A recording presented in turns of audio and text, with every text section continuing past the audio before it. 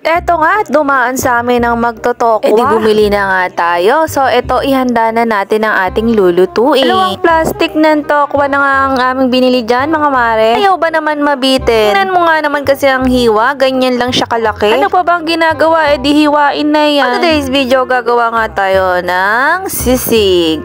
Tokwa sisig. Yan nga lang ang ating sangkap. Kasama na dyan ng mayo, sibuyas, sili, and then pepper, toyo at seasoning na pampalasa. Mga mare, dapat pala ang una nyong gagawin na hihiwain nyo siya ng 4 tapos manipis. Hindi ganyan. Lapad ba? Ganun. Kasi napakatagal niyang lutuin. Kapag naluto ay pwede mo na siyang hiwa-hiwain ng pa-square na ganyan. Maliit. At pag maghihiwa ka ng sili, mga mare, kailangan meron kang gloves sa kamay kasi aanghang yung hands mo. Wow, English. At pumunta naman tayo sa sibuyas, mga mare. Slice lang yan. Ganun na nga. Tapos ka na maghiwa, syempre iprito mo na yung tokwa. Madali lang magprito, mga mare, kaya easy lang yun. Kaya hindi ko na siya pinakita. At first time ko nga gumawa na ito, kaya sa susunod na gagawa ko ay hihiwain ko yan ng tama yung aking tokwa.